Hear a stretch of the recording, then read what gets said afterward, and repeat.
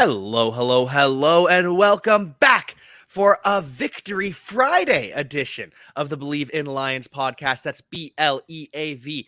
I'm right here alongside NFL All-Pro safety Glover Quinn, ready to celebrate the 21-20 victory from the Detroit Lions. Glover, how are you feeling after that victory? Man, I'm feeling really good. Really good. It's just such a nice feeling. It's just such a nice feeling to start the season, not only start 1-0, but to do it against the Kansas City Chiefs, but to do it against the reigning Super Bowl champions. And some people say that this deserves an asterisk next to it because no Kelsey, no Chris Jones. What are your thoughts on that, Matt? Hey man, you show up and you play the game. We can't control who shows up and play. You don't put an asterisk about anything because if the Kansas City Chiefs would have beat the Lions, they would have been roasting the Lions for losing to a Kansas City team without Chris Jones, without Travis Kelsey, and they would have been roasting those guys. And so when you go and you beat Patrick Mahomes in his house, we don't want to hear, why they didn't have Chris Jones, they didn't have Travis Kelsey. Hey, that's a part of the game. That's just a part of it. So you can't put an asterisk beside it. You can't discredit it. The Lions went on the road. They went into Arrowhead Stadium and they walked out of there with a win. And if the roles were reversed, say Jared Goff wasn't playing, the Chiefs would still count it. There would be no asterisk because it's the Chiefs. It's the Right. Chiefs. They're the NFL's chosen team at this point. But the Lions made sure to put a damper on their return, a damper on the banner hanging ceremony for the Kansas City Chiefs. And Dan Campbell's thoughts on this were he didn't actually learn anything last night, just confirmed what he already knew. Kind of sounds like standard coach speak, but it's just nice to be on this side of that coach speak. Right. I mean, sometimes you have a situation where, your coach learns some things from the game because maybe you did things that he didn't know for sure how you would execute, or he didn't know if certain guys would show up and be ready to go and play. And then sometimes, you have those situations where you're like, hey, I've seen this in practice. I've seen how we work. I've seen, the guys that we have and the way we go about our business. And we came in here expecting to win. And so I didn't learn anything new about my team. They just verified or confirmed what I already had thought. And that's what you have when you have good teams. And so those guys have been working. Obviously, I've complained about not seeing them in the preseason. Hey man, he's the coach. He see them every day. He felt like they didn't need it in the preseason. Their offense came out clicking last night. They looked fresh. They looked ready to go. So hey, who am I? Bet Online is your number one source for your betting needs. Get the latest odds, lines, and matchup reports for baseball, boxing, golf, and more. Bet Online continues to be the fastest and easiest way to place your wagers, including live betting in your favorite casino and card games available to play right from your phone. So head to the website or use your mobile device to sign up today and get in on the action. Remember to use promo code BELIEVE for your 50% welcome bonus on your first deposit. That's BLEAV. Bet Online, where the game starts.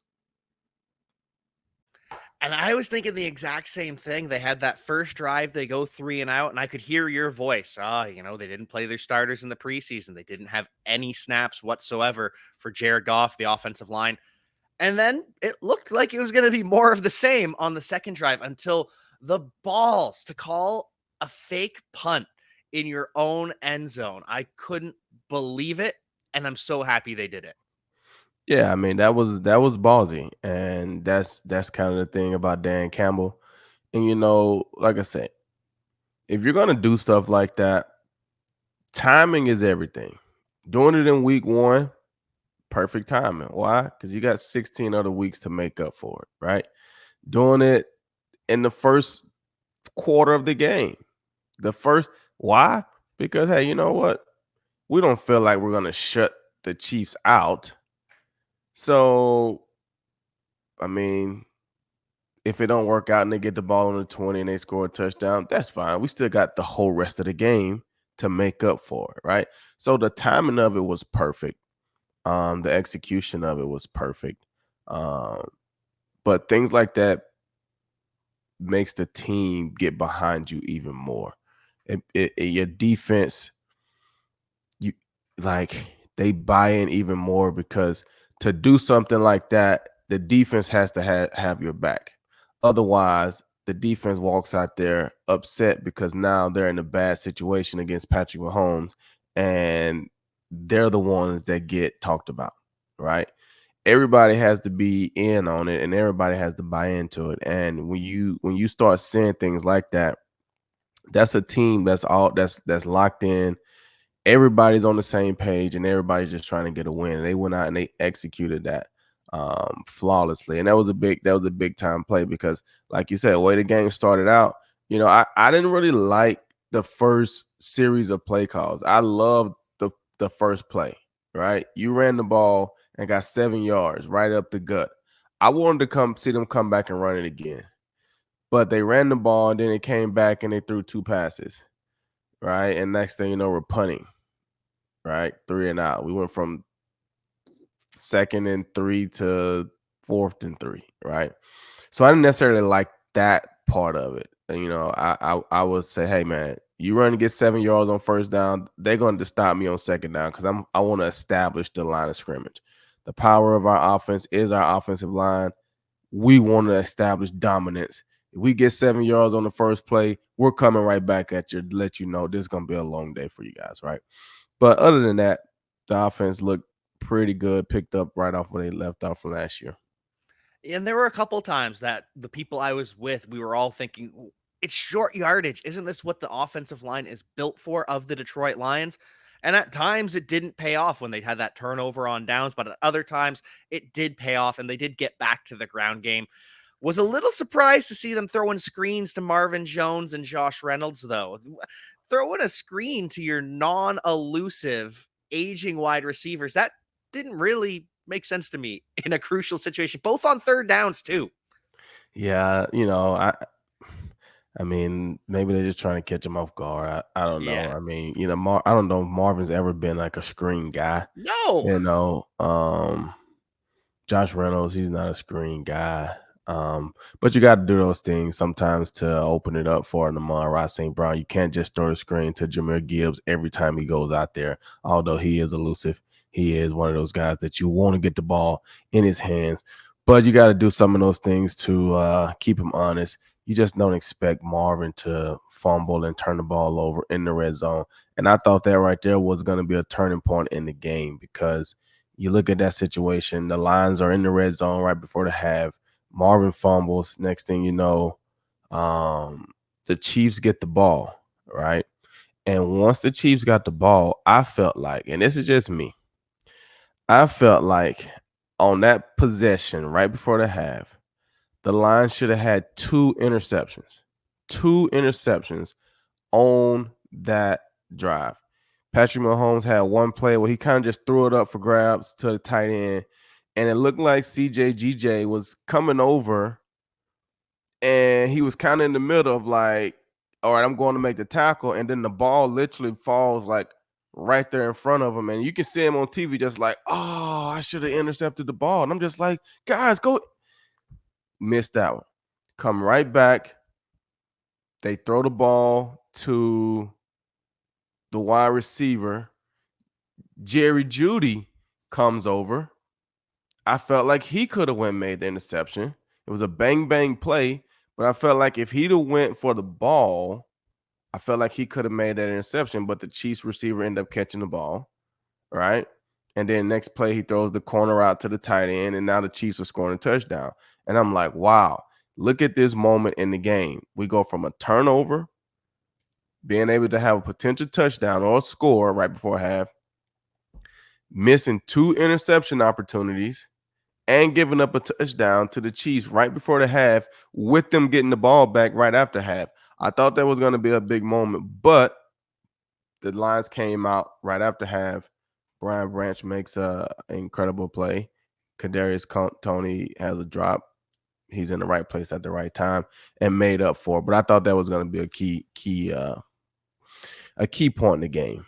It really looked like that was going to be the difference maker there because we talked about it before the game too, that the Lions can't turn the ball over because if you turn the ball over, Patrick Mahomes is going to score. You have to make every possession count. Got real nervous at that point, and then it turns out Patrick Mahomes isn't going to score every drive. The Lions were able to fluster him at times, and Brian Branch was able to do his best Glover Quinn impersonation. Pick six, looked just like you against the Los Angeles Chargers.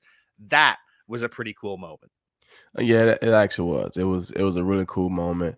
And when I saw Brian Branch in training camp, when I saw how he works, his personality, he reminds me a lot of me. Just a young guy that's hungry. Obviously, he's a super talented guy, high second round draft pick.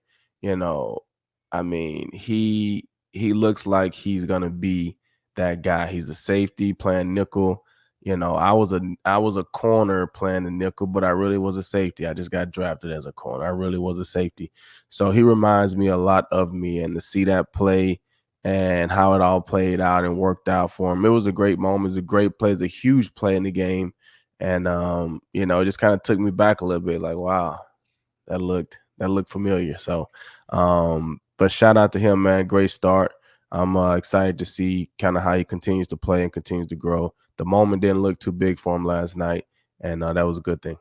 It was a great thing. Love to see Brian Branch performing. CJ he had the dropped pick. He had another dropped pick That later in the two. game Come on, too. CJ, GJ. You can't drop two of them in opening night.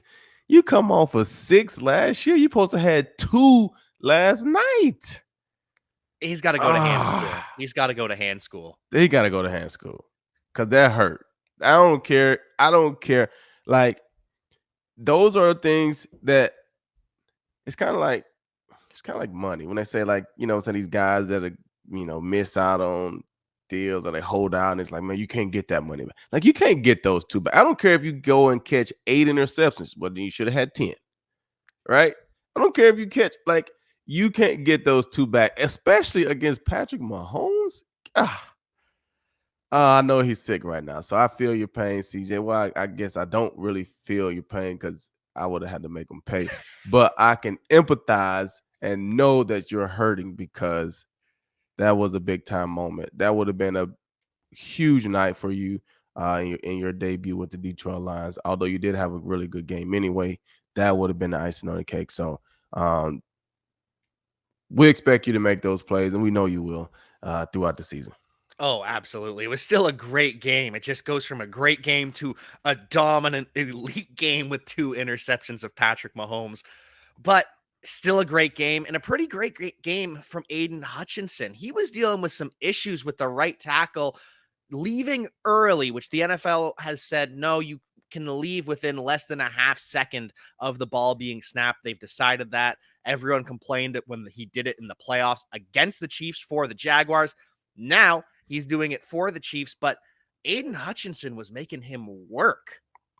Yeah, Aiden Hutchinson he looked fresh and good last night. I mean, I'm pretty sure seeing Nick Bosa, sign that deal a couple of days before, and the potential of what is out there for edge rushers nowadays, I'm pretty sure that had him jacked up and excited. I know he got some years to go to get there, but that still is exciting to see. Like, man, I just can become a dominant end rusher. And he started the game out. He started the season out on national TV, and he was a menace last night. I mean, he was putting pressure, all game. And I don't know how many sacks he actually had or things like that, but he had Patrick Mahomes feeling him almost every time he dropped back to pass, from rushing around the edge, coming up the middle. I mean, I saw him dropping coverage one time and go and tackle the running back on the other side of the field. Like, he really played. He looked like a second-year player that had a great first year to second year jump. He learned a lot last year. He took it into the offseason. He came back this year as a better player, and he looked that way last night. And so, he didn't have the sack numbers, but he was very impactful last night, and the sack numbers will come. Pressures create sacks. If you're constantly harassing the quarterback, eventually you're going to hit home at some point. Aiden Hutchinson is going to be hitting home on the quarterback a lot this season. And it goes back to what you said in training camp, too, where you were talking about how you just see those little flashes where he's not just following the script, exactly what the coaches want you to do every single time like a robot. He's going out and making some educated guesses, some just, hey, I am a freak. I am going to beat you. And it doesn't have to be the traditional way. And we got to see flashes of that last night. Very exciting, even with the Chiefs right tackle lined up as a fullback in the backfield. Was Yeah, frustrating to watch that at times. yeah, that's crazy. Like you said, he was taking off a little early. Um, but I think with where he was aligned and the head start made it look that much worse. Um, But, in situations like that, I felt like the line started to take advantage of it by putting Aiden inside a little bit and putting a edge rusher outside of him. So now, by him being that far off the ball and getting a head start, that's shortening that edge for the guard. And Aiden Hutchinson was able to beat that guard a few times because the tackle had to drop and take on the edge rusher or the linebacker or whoever they had coming off the edge. So the Lions started to actually use that to their benefit. I don't like, they've been talking about all these things with the NFL, and everybody has their opinions. I played in it for 10 years, and I don't have a negative opinion on the NFL when it comes to referees and scripting and all that stuff. But referees and people are human, right? So I don't like, this is just me, and I know this may not be popular with the Lions fans. I don't like how you allow him to do that all game and then call a penalty on the last drive. If you allowed him to do it all game, then you just chalked it up. You should have called a penalty in the first quarter. Like, you know what I'm saying? You let him do it all game, then you call a penalty of 4th and 20 to make it 4th and 25. Like, those are things that happen that make people say, wow, right? It was already 4th and 20. Now you want to call the penalty, make it 4th and 25 when he's been doing this all game? He's been doing it all game. Was it that bad on that play for you to call it? Really? So that's my only thing. But I thought it was an overall good game. It's a good game by everybody. I compare it to when defensive backs, they're grabby, they're handsy, but sometimes that's just the game. And sometimes they let them get away with it until a crucial moment and then you throw the flag. Those are the kind of things when that bother me. I'm okay letting the players play. It was annoying. It was frustrating to see him lined up back there and jumping early. But hey, if you're going to let the players play, then the Lions better get the same courtesy. And it all ended up okay, but I completely understand where you're coming from there. One final thing on this pass rush against Patrick Mahomes. In the first half, Patrick Mahomes and the Chiefs offense went 5 of 7 on third down. In the second half, they went 0 for 7 on third down. And that is just the story of the game. Oh, yeah. I mean, you look at that, I think, you know, Tony had probably 3 drops on third down in the second half, so that's big. But you got to give the Lions credit. I'm a defensive guy, so you got to give the Lions credit, right? They had good pressure. They had good coverage because Patrick Mahomes had to scramble around a lot last night trying to buy more time. So the Lions had good coverage. You know what I'm saying? Are they going to say he missed Travis Kelce? Obviously, he's an all-pro tight end. But that's a part of the game. That's a part of the game, right? He wasn't out there next man up, and the Lions were able to cover the guys that they had. And we felt like their receiving core for the Chiefs was not very strong. Sky Moore, he didn't have any impact plays last night. Scantling, he didn't do much. Obviously we know the night that Tony had. So, the receivers, the Lions secondary won the battle last night. It is what it is. Nobody cares if they're a top-notch wide receiver core or bottom. It doesn't matter. They showed up to play last night, and the Lions won. Point blank, period. Yeah, it doesn't matter if Kadarius Toney had a bunch of drops, Sky Moore had a bunch of drops as well. That's not going to reflect in the score sheet. No one Mm, remembers. Well, people do remember those drops, but that's not what gets brought up. The Lions right. won the game. The secondary won the battle. They harassed Patrick Mahomes, and the offense did enough to keep them in the game as well. Wasn't the dominant showing we kind of hoped without Chris Jones. They were good on the ground, 74 yards from David Montgomery, but he only averaged 3.5 yards a carry, which is fine. But I would have liked to see a lot more Jahmyr Gibbs. He was averaging over 6 yards a carry, only had 9 touches for 60 yards. The guy is electric. Do you think it's just a case of, hey, rookie, primetime game, let's ease him in? No, I don't think it's just he's a rookie primetime game. Let's ease him in, but I think it's just hey, it's week one, and this is how the game is going. I think the Lions felt pretty good the whole entire time. Um, used him. I mean, I felt like they used him pretty good. Yeah, I would say he probably should get at least 10 touches, but 9 touches, 60 yards. That's good for an opening day because I felt like the running game with Montgomery was effective. It's all about being effective.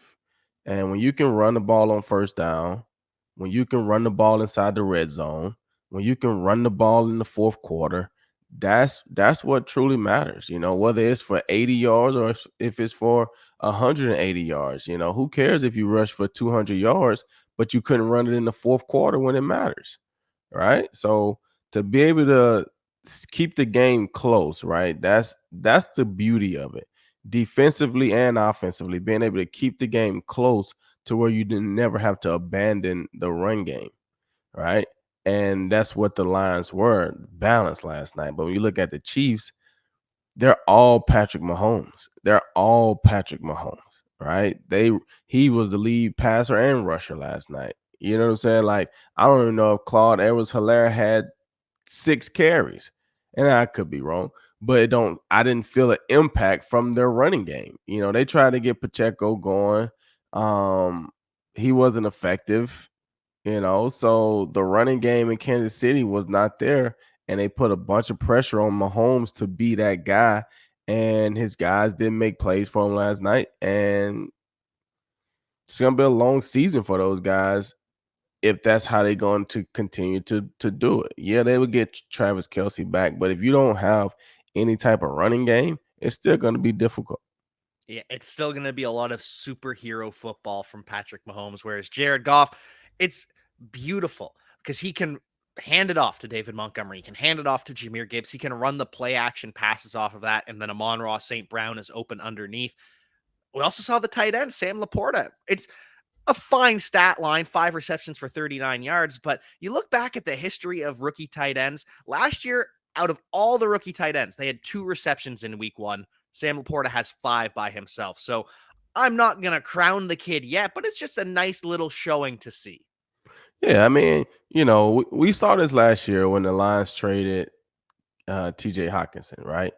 We was like, okay, hey, they just got rid of a premier, now the highest paid tight end in the game, right? Uh, they got rid of him. The tight end was not a focal point in their offense, but he is critical in certain situations, right? He's not a guy, they're not going to look at him like a Travis Kelce, but when you sleep on him, they're going to make a big play. They're going to make a big third down play. They're going to make a big, you know what I'm saying? And that's how the Lions used the tight end last night. There wasn't anybody that was game planning for the tight end. But you get a mismatch, boom, you get a little in route, tight end makes a big makes a big catch, 12 yards, first down, keep the chains moving, right? He comes through, he has a few catches, like you said, 5 catches. That's all they need. Somebody that can make those catches, keep the chains moving, and just open up more space and more eyes for Amon-Ra St. Brown, Jahmyr Gibbs as they get going, Marvin Jones, all those guys, it just opens up more things. And so I think they're doing a good job in how they're utilizing the tight ends, and the rookie tight end for them, that's perfect for them. He's a rookie, so he's on a rookie deal. He's going to be there for a while. They groom him and have him ready to go. So that's a good player and a good role for that kid.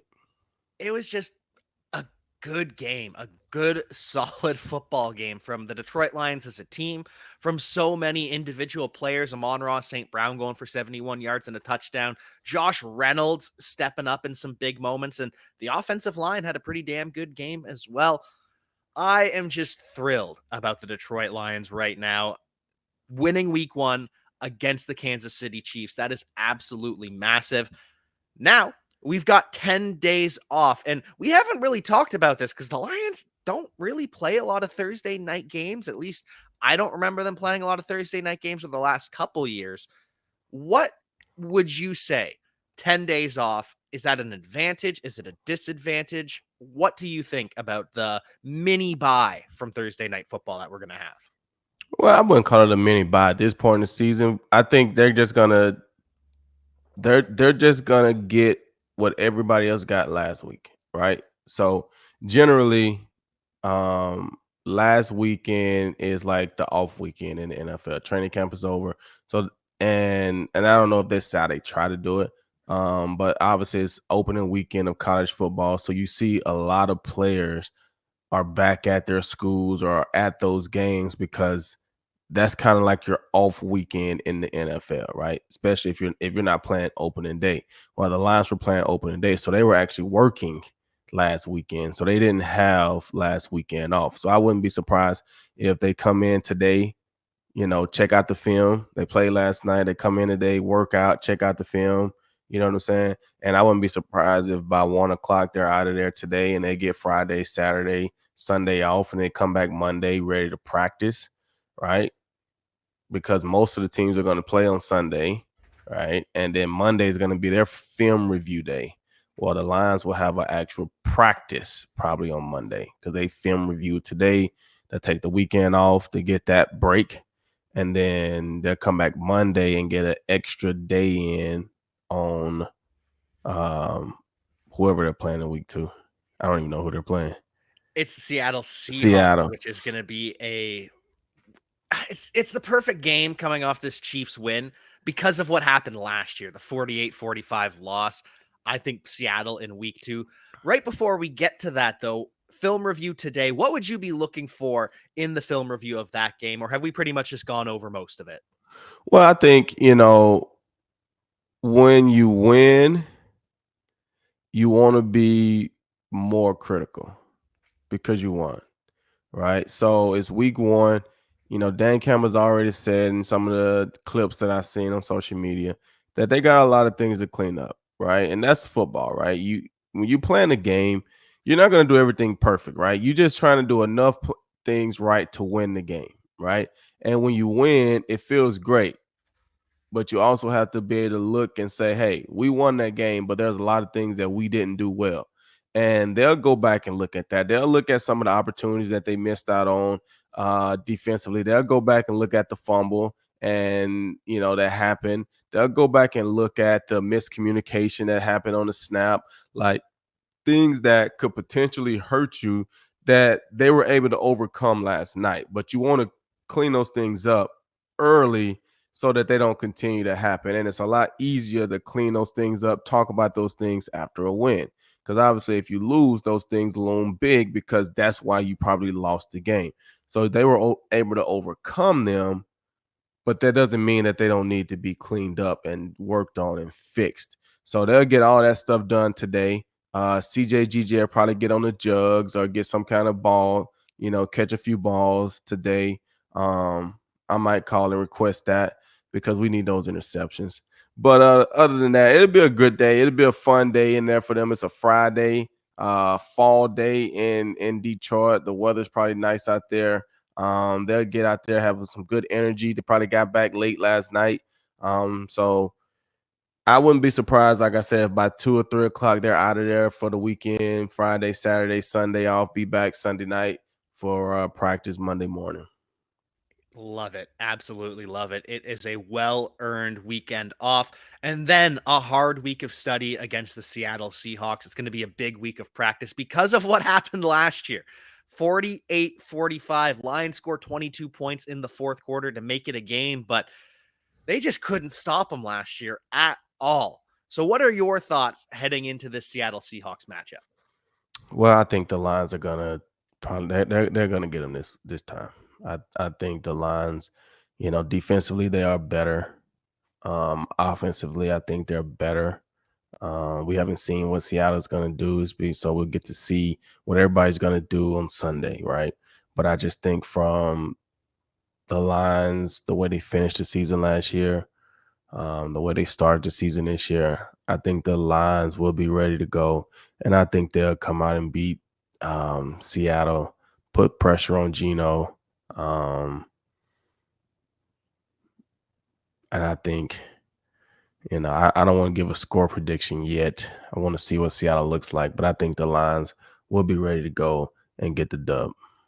Absolutely. I think coming off the haunting loss of last year and then what they managed to do at the end of last season, what they managed to do against the Green Bay Packers in the go home game for Green Bay, and what they managed to do last night with the Kansas City Chiefs, I think this is a smash spot for the Detroit Lions. It's going to be a close game, a lot of high energy, but I think this time the Lions are going to come down with it, beat the Seattle Seahawks, and I cannot wait for it to happen. Glover, any final thoughts, any parting words, anything you want to say to all the fans out there as we celebrate this week one victory over the Super Bowl champions? I mean, it was a great night for the Detroit Lions. Great night for the NFL. I was talking to my boys last night watching the game, and I was just like, "Hey guys, this is like a national holiday. It's a great day in America. It's opening day of NFL football. We have football, college football, NFL football on from now until February. So it's a great day in America. Everybody's excited. We've come off our summer break, and now it's time to get back to football. And what a great night for the Detroit Lions. It's a well-played football game. You start out with a 1-point game, 21-20. That's a close game. It's enough entertainment offensively, good plays defensively. It's a good play football game. So hopefully that continues into week one with the rest of the teams. Good luck to everybody. Stay safe. And as always, man, watch some football. Watch some football. It's going to be a great weekend of football. Even better, thanks to the Lions' victory. And until we know what the Seattle Seahawks look like in week one, until we have some game film to break down, we will see next time. Peace.